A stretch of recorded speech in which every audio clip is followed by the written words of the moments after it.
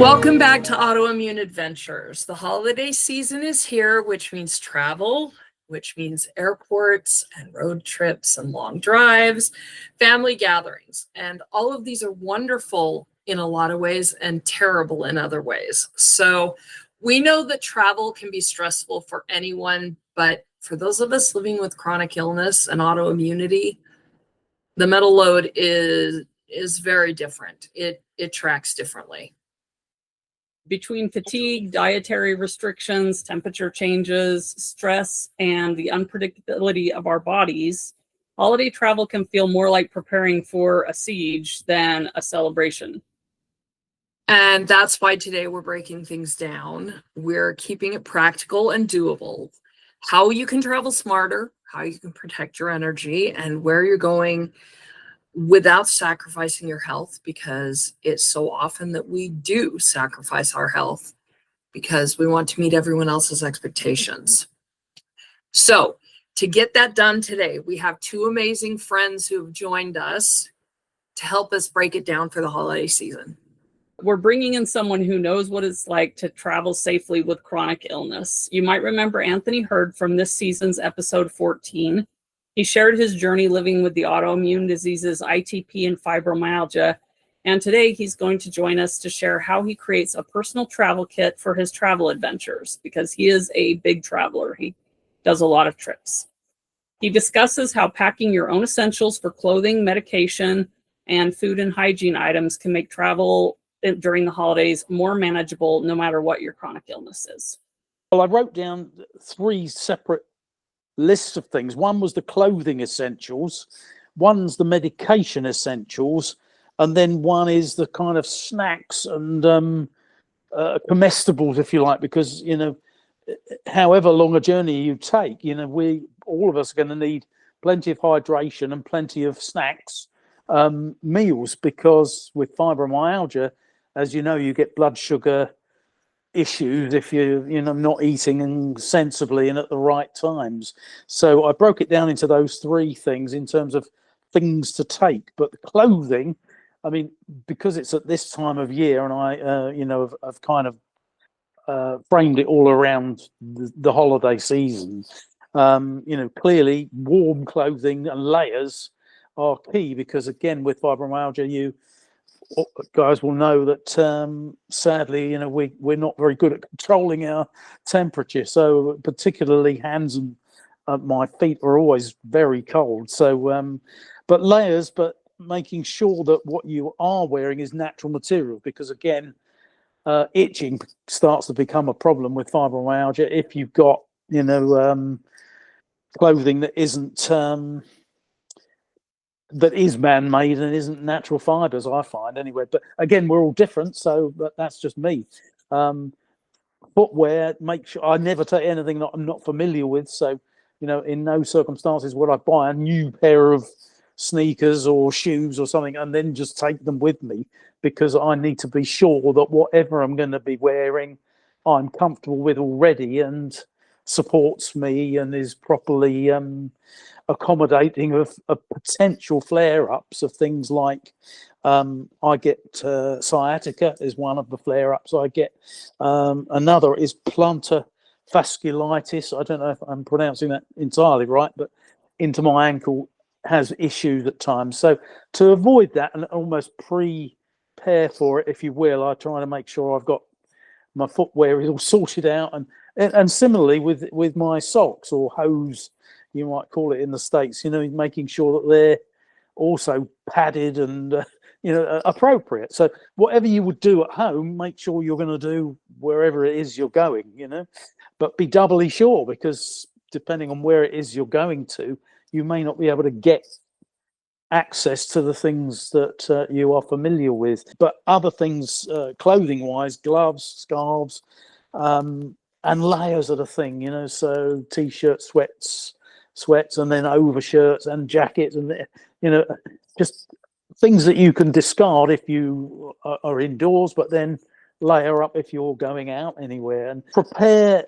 your route thoroughly to know, and also ahead of time knowing where you might be able to stop, for rest stops, and also just to because again, another factor with fibro is that you stiffen up. It gets pretty achy if you sit around for too long. And in a car for more than I usually break it up into about an hour before we need a stop. Just to stretch and kind of unwind everything. So research that well ahead of time and know what it is you're getting at that rest stop. So again, making sure that any food you can buy is going to be compatible with what you would normally have at home. All these things, you build in over time, of course, and learn from when you didn't do it right the last time. Oh, sorry, on the clothing, I forgot sunglasses. That's another massive one. Because light sensitivity is awful with fibro, and on days actually like today, it's been really bright, hence frost overnight. So if you get this bright day, you're going to get frost tonight, and the sun is very low as well. So even without fibro, driving in it is quite difficult because the sun is so low at this time of year. So yeah, don't forget those. Then moving on to the medications, obviously make sure you've got everything that you would normally take at home. And we always take 2 lots of everything in case, I take a lot in my kit bag. My wife takes a lot in her kit bag so that if one of us loses our bag, then the other one's still got the backup supplies, So, and I always actually keep another lot in my car. It's all the extras, isn't it? That, I'm sure other folks will empathise with. And it's mainly for the fibro side because the ITP thing takes care of itself really, but fibro, I need moisturizing cream because my skin gets very dry. I need eye drops because again my eyes can be dry, particularly if you're in a house with central heating. It's pretty awful, or air conditioning. It's also drying. Then even things like shower gels, shampoos, has to be for sensitive skin because I can't, dare use anything else because it will flare me up and I'll get rashes and itching and all sorts. It's quite crazy, really. But this is life, but it shouldn't deter you. That's the thing, It shouldn't deter you, all of this. Magnesium cream, because I need that on my muscles if I get... restless leg syndrome flare up. I don't get them very often, but if it does, then magnesium cream seems to be the only thing that shuts it down. I don't know how it works. I don't care really, but it does. It works. Then the other one is, I use something else called Deep Heat. I don't know if you've got an equivalent product in the States. Yeah, we absolutely have that one. Our chiropractor. Yeah. I was going to say though, I don't know where you buy your magnesium cream, but I'm going to have to look that one up because I have the same problem. I get restless legs and cramps, and it's awful.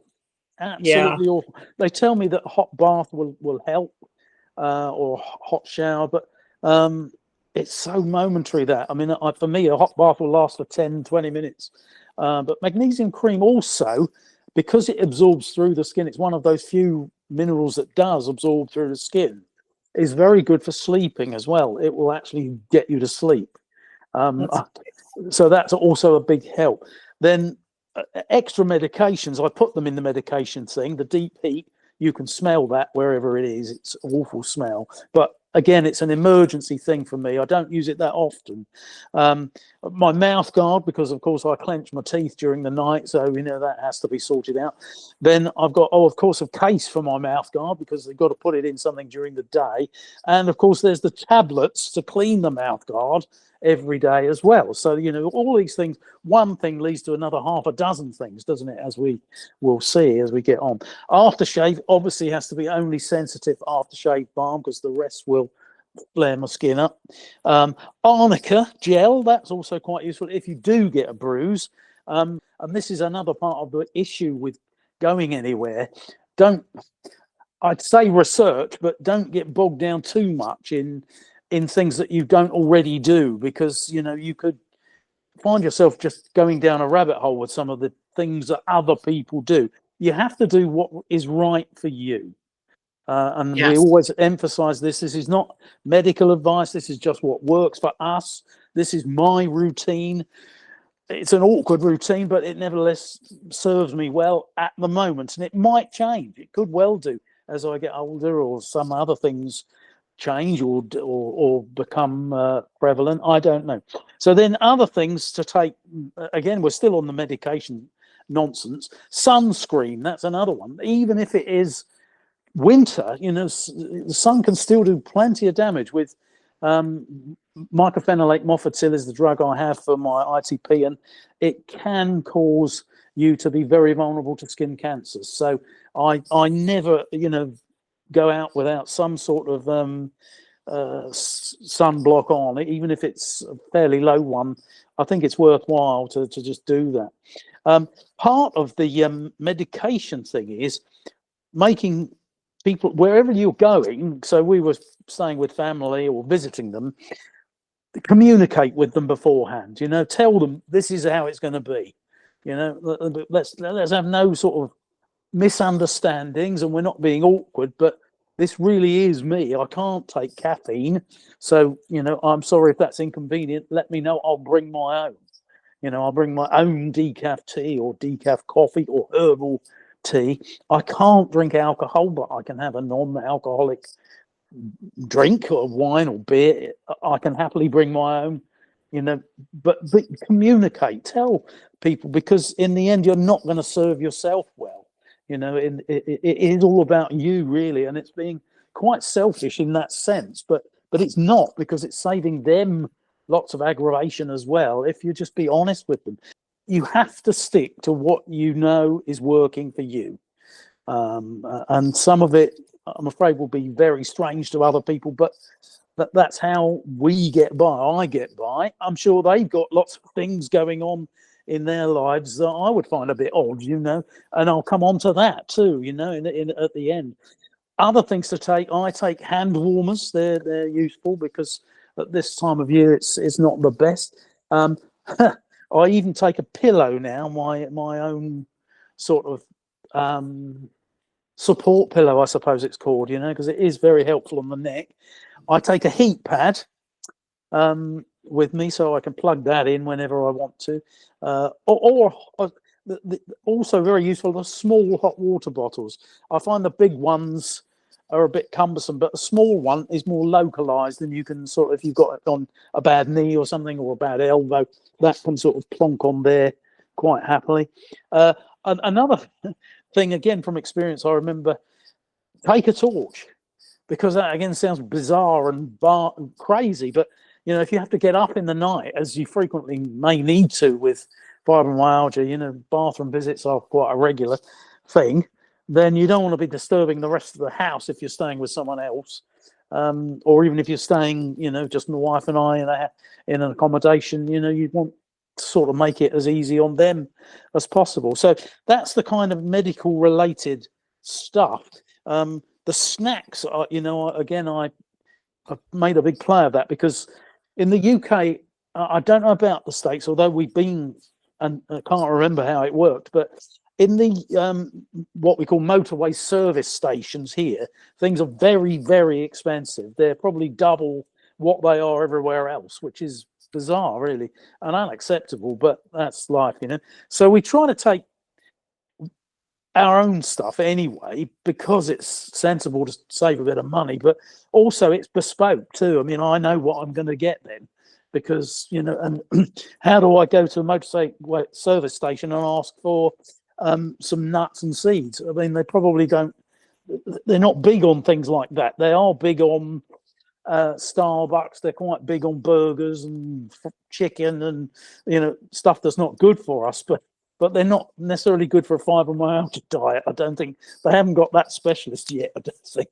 So I take things like that, carrot sticks, celery, plenty of water, dried fruit, seeds, nuts, portable fruit like an apple or bananas. Those sort of things are portable, but again, don't err away from things you normally do. What I've written down is travel. You have to live. First of all, you have to do it. You have to live. You've got to seek new things. You've got to seek new challenges. It really is so helpful and enlightening. It really is. And staying curious again is so important. But what I would hot in brackets there is do only what you can and what you want to do. It has to be you now, you know. Probably not being like that has got me into fibromyalgia in the first place. You know, I have to be honest. The nature of the job I was in meant that, you know, I was sort of on call a lot of the time for other people, and it undoubtedly, you know, you have to learn to say no, and I think that's a good starting point before you travel anywhere at any time, but particularly at Christmas. You know, or the holiday season generally. It's very busy, and here it's inevitable that most of the major engineering works on railways are done over that period. Most of the bad traffic jams are over that period, and inevitable that the airports will be absolutely full, particularly Heathrow, which is only 30 miles from us, and that will be horrible. The whole of December and the first 2 weeks of January were horrible. So plan before you go, I would say. And the old phrase, fail to plan, plan to fail, it will bite you in the backside if you don't do it right, you know. Another phrase that I remember a colleague of mine always used to use, if you haven't got a map, then any road will take you there. You know, you have to know what it is you're going to do before you go. Ask if you, and we were, you know, traveling up to see family, what are we going to be doing? You know, it's not being rude. It's like, how can we best prepare to make use of your time and our time?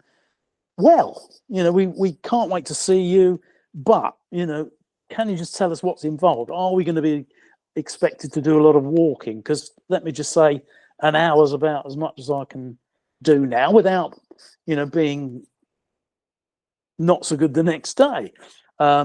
What's the climate like? You know, research that. What's it going to be like next week? That determines again, what clothing am I going to take? How am I going to get there? You know, what are the routes going to be like at this time of year? What is the usual route? But I need a backup route as well, because here, certainly in the UK, the main route will always be blocked here. It will be full. So get an alternative route as well to maybe circumvent some of the worst of it, you know. Always in the UK, take an umbrella. I mean, be prepared for where you're going to stop, you know, rest stops. Where can you get rest if you need rest? And food, you know, and hydration. Also, here, check your insurance before you go.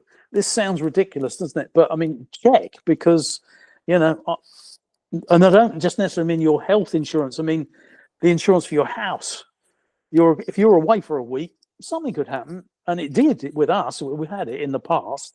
You know, you may get a leak or something like that. So double check, what are you covered for? Because you don't want a headache when you get home. You know, it's travel in any sense is a stress.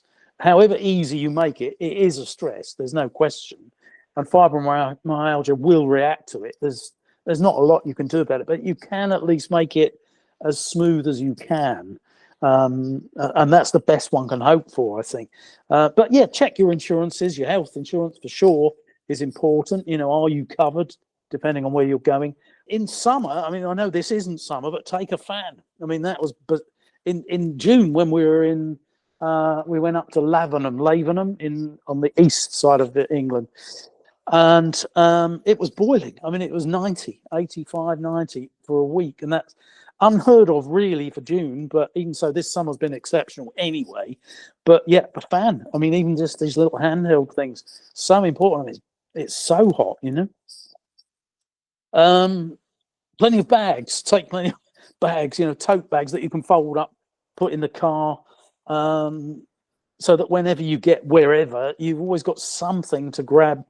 If you're shopping or buying anything, you know, again, it makes it easier for you to carry things, etc. You know, a lot goes into the prep, I would say, you know, but before all of that, I would say be positive about it. You know, look forward to. I mean, we love our trips. You know, we've done 3 major ones this year. to parts of the country we haven't really been to that much before. And that's what we enjoy doing, because there's so much of the UK we haven't seen. It's only about 900 miles from one end to the other, the length of the country. And bits of it we just haven't seen. I mean, it's time to do that, I think, but and be really enthusiastic about it. I mean, nobody wants a pity party, do they? When you get to your destination and you're with family and friends and so on. Yeah, I don't say, you should be turning cartwheels, but be honest. Well, Yeah, I think anything we can do, yeah, anything we can bring in our kit, anything that we can do that makes it so that we don't have to discuss it and we can just enjoy our experience is the best. No one's going to think it's odd if you say, hey, I need to go and grab my lotion. No one's going to think that's weird. They're just going to be like, oh, okay, cool. They don't need to know, if I don't grab this lotion, I'm literally going to lose my mind because I'm coming out of my skin. Yes. We don't have to share that. We can just go, hey, it's normal. I've got this problem addressed, and we can move on. It's what I do. And enjoy our holiday and not stress ourselves or anyone else out. Exactly. Absolutely. I mean, and I think, being positive and showing a bit of gratitude helps, because as we know, if you surround yourself with negative people, you'll be negative. There's no question about that. I think great believer in that. I think if you have a positive outlook, then you can go a long way with it. It doesn't solve everything, of course. It'd be ridiculous to suggest it does, but you get it back, I think, in spades anyway. That's my opinion anyhow. Block some time out when you get back. That's another major one. So I would say, look, don't take anything for the first 3 days. We'll just rest, chill out. We need to just get over the traveling, get over the journeys and the traffic jams or whatever. Turn off notifications. That's a good one on your mobiles and all sorts of all other electronic kit, because you're away. Forget that for a week or two or whatever it is. Or a few days. You don't need to be advised within seconds of something happening. The world will still be there, honestly, next week. It really will. The sun will still come up. It always does. So we tend to do that, that once we get into the car on the motorway, but we'll turn off the notifications, because I think that's only helps you again. It helps you to get relaxed, enjoy, and so on. Don't forget all of your charging apparatus, your chargers of all sorts, because even if it's for your toothbrush, which you need a charger for my electric toothbrush, you need a charger for the phones, a charger for headphones, charger for just about everything else. Try to give yourself a bit of peace of mind before you go in terms of your house as well. So for us, it's getting into the routine of making sure everything's been watered, the garden's sorted out, the neighbours know where we're going to be. If there's any massive problem, they can get hold of us, and also tell them to keep an eye out, kind of thing, although we've all got door cams and all this security stuff. But also remember, stress is a big cause of fibre flare-ups, and travel will cause stress. There's no question about that. If you get in a car, you are going to be stressed because there's a lot going on. Roads are busy. Airports are, I dread to think what they're like now. I really do. They were bad enough before COVID, but now I have no idea how bad it would be. Diet changes can cause a flare-up. So again, don't get tempted to, and I've learned this through experience. So, don't do what I did. We were again staying with family, not this time, but a few times before. And I know I can't have caffeine, but I couldn't resist an espresso after a big meal. And lo and behold, I couldn't sleep. And the next day I felt awful. My head was bashing away, and I knew I shouldn't have done it, but I did it, and I would never do it again. I had one espresso, a cup that big, that's all. And it's enough. Fibromyalgia doesn't take prisoners. It doesn't. If it doesn't work for you, you have to drop it. You have to. Don't do what you would don't ignore what you normally do just because you're with someone else and being encouraged or sort of feel that you're not joining in or whatever. You just have to stick to your guiding principles, if you like, your guiding rule book, really, because that's what it is. It's your new rule book of life, really, isn't it? Be honest with yourself. I think that's also very important, because it's very easy, isn't it, to say, oh, we'll just do another half an hour, or we'll just go, tomorrow we'll go, we were in Harrogate, but let's go to York. Now that's quite a trek. York is a busy city. Maybe after Harrogate in one day is enough, leave a gap of a day, do nothing tomorrow, think about York another day, so don't be tempted, be honest with yourself, remember those times where you did push things a little bit too far and then inconvenienced yourself and everybody else as well. That's the problem, isn't it? So yeah, think of others as well when you're doing these things, because being dishonest with yourself and pushing beyond your real capabilities is not going to help anybody.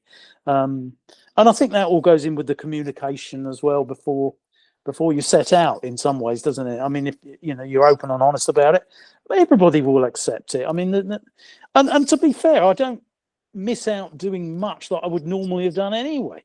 I can't think that, I feel awful that I couldn't do certain things, because I do most of what I do, a bit much slower, I suppose, but you just do. The other thing to take, of course, is reading material, writing material. Very important. Note anything down. Particularly for me, I just love researching where I'm going before I go there, to know what's the history of this area, what's the culture going to be like, and so on. It's so important. And as I say, right at the very start, don't give up travel. You've got to go and see things. You've got to go and do other things and push yourself a bit, but within your capabilities and limits. I mean, other than that, I've also noted down one thing that my specialist said some years ago, not long after I'd got ITP. Funnily enough, we were going to Boston. And I said, can I go to Boston with my ITP? And he said, well, you can't go without it. You are going to have ITP. Wherever you go, you're going to go with it. There's no other option. So go, just go enjoy it, and have a great time. Providing your plate, again, without... I have to re-emphasize, we're not healthcare professionals, and each person will be different. My situation was that my platelets were normal. They were about 120, slightly less than normal. 150 is normal, and risk versus reward. The doctor said, yeah, you're stable. You've been at that level for the last year, pretty much. I don't see a big risk, so it has to be individual cases. So, of course, be vigilant and talk to your specialist before you do anything like that. Particularly flying, but just tell them what your intentions are, and if they've got any concerns, they'll flag them up. They will, and they may even give you a few hints and tips that others have passed on to them. I'm sure they will, and there may also and be generally they'll encourage you as well. I mean, absolutely, they want us to live good lives, because then we're happier, and when we're happier, we're healthier. And as long as we can put into effect some of the things you've told us today, then it allows us to find that space where we can still travel, even though we have these different challenges that we have. Yeah, very much so. It's trying to prepare as much as possible to make it as easy as possible on yourself, so that you and everyone around you can really enjoy the time that you're going to spend, and you get the most out of it. We really appreciate Anthony coming back to share with us about his holiday travel experiences and how he accomplishes it with such grace. But before we hear from our next guest, we want to quickly mention one tool that often comes up in travel conversations with people who have chronic illness, and that is the Sunflower Lanyard. It's a simple green lanyard with yellow sunflowers that quietly signals you have an invisible disability. Many airports around the world recognize it, and it lets staff know that you need extra time, patience, support. No long explanations needed. If this sounds like a tool that would be helpful for you, we've put an Amazon affiliate link on the screen, and we will also put it in our show notes. Our friend Chelsea Streit, who recently joined us on episode 25 and shared her story of living with Cowden's and Sjogren's syndromes, uses the sunflower lanyard whenever she travels and is here to share some of her travel tips. The sunflower symbol for invisible disability. And I always wear that, and then I can keyboard no problem, which helps to, because I've always had learning disabilities and stuff in school. So and that's actually diagnostic criteria for Cowden's is cognitive stuff. But so like just allowing me to find my C number quicker, and then sometimes I am a little bit of a slow poke, and just pre-boarding really helps with my anxiety. And then that sunflower symbol, like they're always like helping you, and they have like reserved seating in the UK airports, that's quieter and more relaxing. So that sunflower symbol has helped tremendously. And then like always like making sure I stay on top of my medication, because sometimes I get a little lax with that. And then like also being able to like check your bag so you don't have to like lug it all over the airport really helps. And then I think I did kind of make a mistake with not kind of scheduling enough rest time. So I definitely learned my lesson on that, but I think that also helps tremendously. And then and also like taking care of myself, because I'm in a totally different climate. And I've like one time I went over there and I got a massive sinus infection. So it's just like always making sure you wash your hands, bundle up. I mean, I do that anyway here, but I'm like extra careful about it when I travel. Thank you, Chelsea, for coming on and sharing your wonderful travel tips. Okay, so we'll finish this off with talking about what we have learned the hard way ourselves while traveling. For me, I think one of the biggest things that I have learned is that I have to be careful with my food intake and my inflammation management when I'm out and about. So I like to bring safe snacks. I always have hydration. I have learned that when I travel, I get more dehydrated more easily, and that's bad for your kidneys. So I do the very best I can to have a water bottle on hand, or make sure that I purchase enough water that I am good.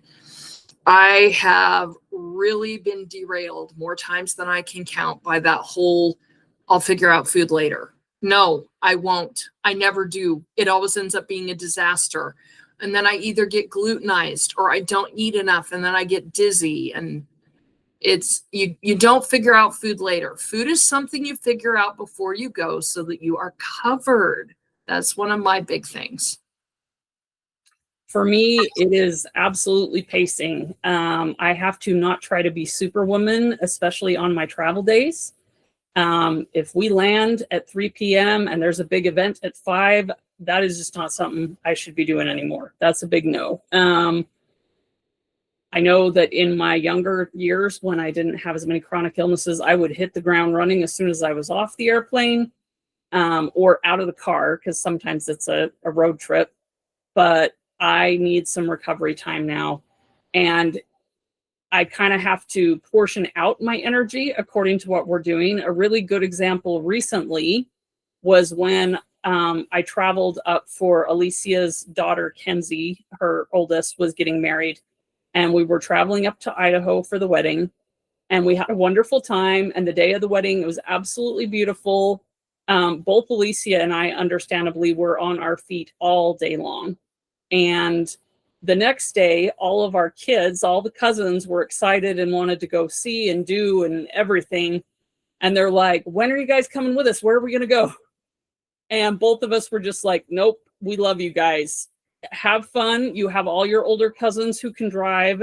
Everybody get together. You can have a wonderful cousin outing. And Mom and Auntie Becky are going to crash on the couch or take a nap or whatever we need to do, because if we're going to survive the next few days, we have to recover from yesterday. And so whether it's a wedding or a holiday celebration, give yourself time on both ends, both when you're coming and going, and sometimes, like I said, in between, if you have a big event that it's going to wear you out.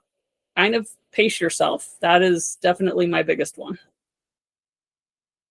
I want to remind you that it's okay, like Becky said, to build that time in.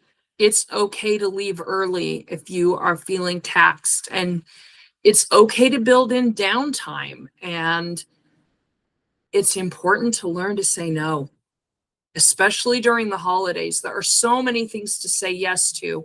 We want to say yes to everything that people ask us to do. But the truth of the matter is that doesn't serve us. And then in turn, it doesn't serve them. No one is going to be happy if we crash and burn because we did something that didn't have to be as high maintenance and didn't have to be as busy or didn't even have to happen. We think we have to do all the things all the time, and that really isn't how it should be. So build that in. The goal isn't a perfect holiday. It is a holiday that you can actually enjoy and recover from without crashing for an entire week afterwards. That's what the goal should be.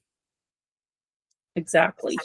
Traveling with chronic illness does take prep, but it also gives you a chance to design a trip that will work for your body. I mean, depending on, I know sometimes when you're going to family events, it might be see how things go when we get there, but plan to the best of your ability, and just give yourself permission to travel differently. It might feel weird to the people around you that don't have chronic illness and don't understand, but that's okay. Be comfortable with traveling differently. We have to remember that protecting our health and our energy isn't a weakness, it's wisdom.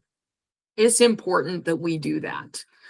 So we hope that this episode, this time that we spent together with you, with Chelsea and with Anthony, we hope that you will take some of the advice that they gave and use it for your holiday season.